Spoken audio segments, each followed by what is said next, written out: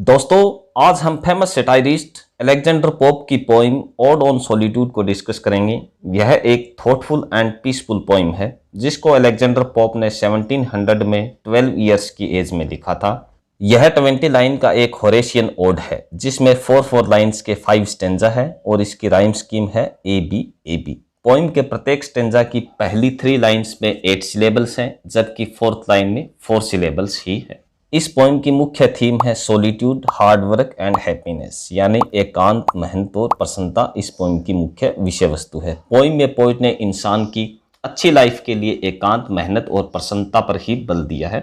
Poet ने limited resources के साथ जीवन को मेहनत करते हुए प्रसन्नता के साथ जीना ही जीवन जीने का आधार बताया है। तो दोस्तों, ये था इस पोइम का छोटा सा इंट्रोडक्शन। शुरू करते हैं पोइम को। ये है इस पोइम का पहला stanza. Happy the man whose wish and care, वो इंसान प्रसन्न है, खुश है जिसकी इच्छाएं और चाहत a few paternal acres bound, कुछ एक एकड़ जमीन तक सीमित है जो उसे अपनी विरासत में मिली है, यानी उसको अपने पिता से मिली है जो पैटर्नल है। कहने का अभिप्राय है कि वो इंसान खुश है जिसके पास सीमित जमीन है, कुछ एक एकड़ जिसमें उसका काम आसानी से चल सकता हो और उसमें ज़्यादा से ज़्यादा ज़मीन पाने की लालसा न हो।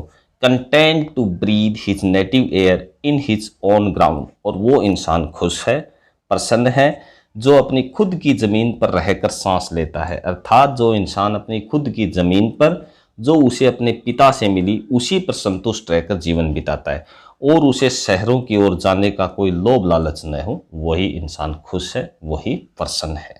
Whose herds with milk, और वो इंसान खुश है जिसके पास पशु है जो दूध देते हैं। हर्ड्स का मतलब पशुओं के झुंड, अर्थात वो इंसान खुश है, प्रसन्न है जिसके पास पालतू पशुओं के झुंड है जिनसे उसे दूध मिल जाता हो। Whose fields with bread, और जिसके पास भोजन देने के लिए खेत हों, अर्थात वो अपने खेत में खेती करके अपने लिए अनाज को पैदा करता हो और जिससे उसे भोजन मिलता हो। Whose flocks supply him with attire, और जिसके पास फ्लॉक्स हो यानी भेड़ों के झुंड हो जो उसे अटायर देते हो यानी कि वस्त्र देते हो। अटायर का मतलब कपड़े या वस्त्र, अर्थात वो इंसान बेहद प्रसन्न होगा जिसके पास खुद की भेड़ें हों और उन्हें भेड़ों की ऊन से उसे वस्त्र भी प्राप्त हो जाते हैं।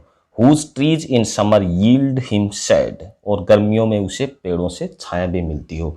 इन विंटर फायर, और सर्दियों में उसे आग मिलती हो, अग्नि मिलती हो, अर्थात जिसके पास खूब ढेर सारे पेड़ हों जो गर्मियों में तो उसे छाया देते हैं और सर्दियों में उसे जलाने के लिए ईंधन यानी लकड़ियां देते हैं, और वो इंसान खुश होगा, प्रसन्न होगा। यहाँ यील्ड का मतलब है देना। Blessed who can unconcernedly find hours, days and years slide soft away. Blessed यानी सौभाग्यशाली, अर्थात वो इंसान सौभाग्यशाली है जिसका समय, घंटे, दिन, वर्ष बिना किसी चिंता के बीतते चले जाते हैं। अनकंसर्नडली का मतलब है बिना किसी चिंता के। In health of body, peace of mind, उसका शरीर हेल्दी रहता है यानी वो स्वस्थ रहता है।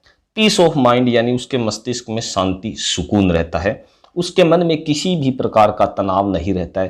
क्वाइट बाय डे, और वो सारा दिन शांति से बिताता है। उसके मन में एक प्रकार की शांति रहती है, उसका जीवन यापन शांति से बीतता है। अर्थात पोइट कहना चाहते हैं कि जिस इंसान का शरीर स्वस्थ होता है, मन में शांति होती है और शांति से दिन बीत जाता है, वो इंसान सबसे ज़्यादा ब्लेस्ड है, सबसे ज़्यादा सौभाग्यशाली है। ब्लेस्ड का मतलब सौभाग्यशाली।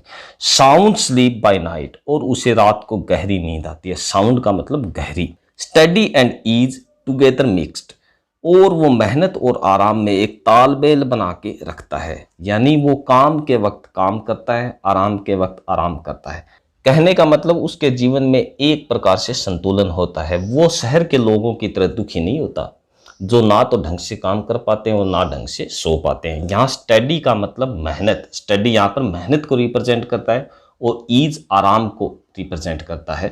टुगेदर मिक्स्ड का मतलब है दोनों का एक दूसरे के साथ तालमेल होना, यानी काम और आराम का। स्वीट रिक्रिएशन, और ये सब उसके लिए एक अच्छा मनोरंजन है। रिक्रिएशन का मतलब मनोरंजन। And innocence which most does please with meditation, और वो अपने प्रीवियस में एक मासूमियत के साथ ध्यान लगाता है जिससे उसे बेहद खुशी, प्रसन्नता मिलती है। कहने का मतलब वो इंसान जिसका प्रीवियस या रहन सहन कुछ इस प्रकार से हो जिसका जिक्र पोइट ने ऊपर की चंद लाइनों में किया है, वो इंसान अपने प्रीवियस को एक मासूमियत के साथ देखता है, उसको मासूमियत के साथ निहारता है और उस पर ध्यान लगाता है। दस let me live unseen unknown, इस प्रकार से मुझे जीना है, अनसीन रहकर, अननोन रहकर।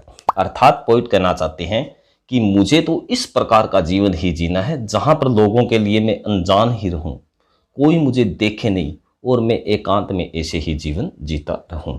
दस अनलेमेंटेड लेट मी डाई, और इसी प्रकार एक दिन में मर जाऊं और कोई मेरी मृत्यु पर विलाप न करे। अनलेमेंटेड का मतलब विलाप न करना।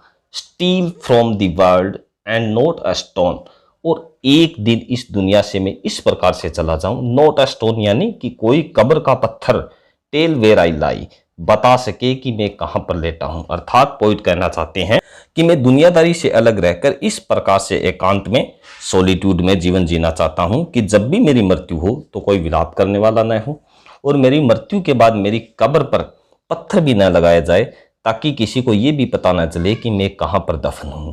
तो दोस्तों, इस पोइम के माध्यम से पोइट ने सॉलिट्यूड को एक बेहतरीन चीज माना है।